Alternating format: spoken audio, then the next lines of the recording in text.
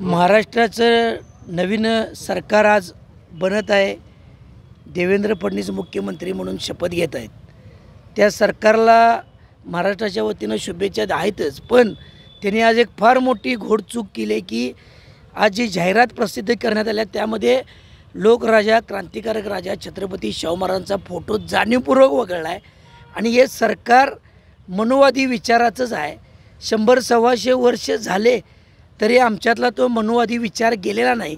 ज्या राजानं सर्व जाती धर्मातल्या गोरगरीब, वंचित, भटक्या, दीनदलितांना माणूस म्हणून मान सन्मान दिला आणि ताट मानेनं उभा करायची धोरणं राबवलीत आणि मानवतेची धोरणं राबवली, त्या जाती धर्मावर आधारित, वर्ण भेदावर आधारित जी मनुवादी विचार आहेत त्यांना हा राजा नकोसा होता.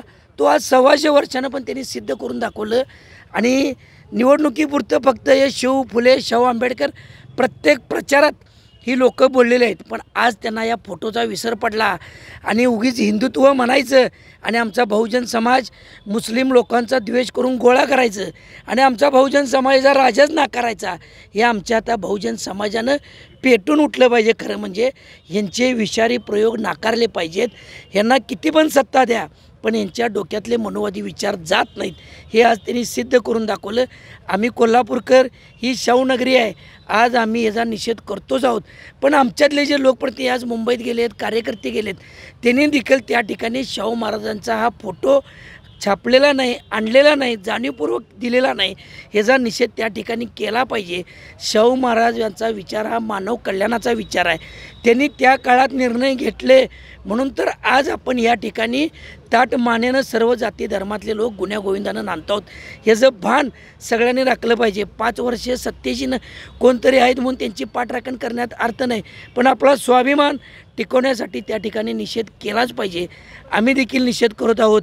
आणि ही जी त्यांची प्रवृत्ती आहे, भविष्यात याला ठोस आम्ही मोडून काढल्याशिवाय राहणार नाही. असली कृती खपवून घेणार नाही. असे मनुवाद किती जरी त्यांनी लादाला बघितले तर आम्ही खपवणार नाही.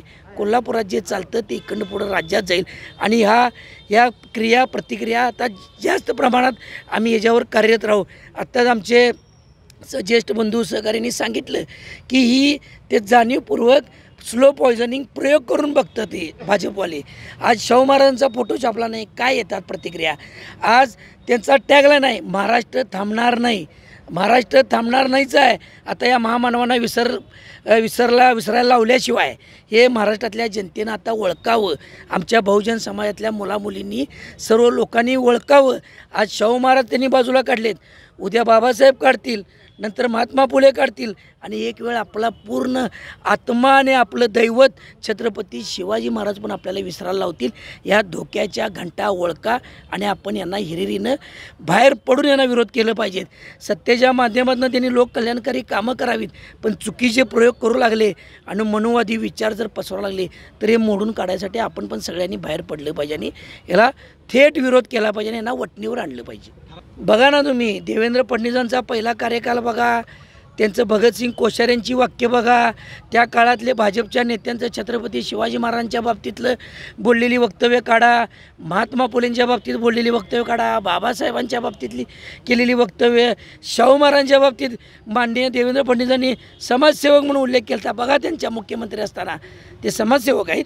महामानवांना असं कुत्सित बुद्धीनं मुद्दाम बोलायचं, त्यांच्या बाबतीतली कृती करायची. आपण काय वागतोय, आपण जनतेतनं काय रोष येतोय, काय विसरायला लागलेत, काय हे ट्रायल बघतात. पण हे आमच्या तर रक्तात हे भिनलेले विचार आहेत.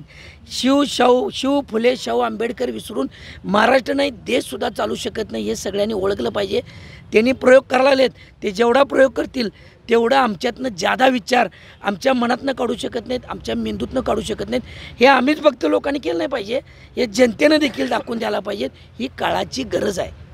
महायुतीचे नेते असतील ना, अन्य कोणी असतील, शाहू महाराजांच्या बाबतीत हे जाणीवपूर्वक केलेलं कृत्य आहे. ह्याचा जाब त्यांनी मुंबईत त्या नेत्यांना विचारला पाहिजे, तरच त्यांचा खरा स्वाभिमान. इथे येऊन काहीतरी उडवाउडवीची उत्तरं, तिथं काहीतरी सर्वासर्व करणं हे त्यांचं कामच आहे भाजपवृत्तीचं. शाहू महाराज होते म्हणून तर हे कोल्हापूर घडलं आणि हा पुरोगामी विचार सामान्य माणूस आज ताटमानेनं उभा आहे. आणि ते पण ज्या पदावर आहेत त्याला पण शाहू महाराजांचे विचारच कारणीभूत आहेत. त्यामुळे त्यांनी ठोस याच्यावर विचार व्यक्त केले पाहिजेत तरच ते खरा स्वाभिमानी नेतृत्व म्हणून जाहीर होतील आणि कोल्हापूरचा ते मान राखतील असं माझ्यासारख्या कार्यकर्त्याला एक आशा वाटते. कोल्हापूरकर आहे त्यांनी बोललंच पाहिजे असं माझ्यासारख्या कार्यकर्त्याला वाटते आणि कोल्हापूरकरांना पण वाटते. त्यांनी बोललंच पाहिजे ना. शाहू महाराजांचा अपमान हा आपल्या सगळ्या लोकांचा, आपला जनतेचा, कोल्हापूरकरांचा अपमान आहे. अखंड महाराष्ट्राचा, देशाचा अपमान आहे. शाहू महाराजांना विसरून, त्यांचे विचार विसरून कुठलंच शासन काम करू शकत नाही.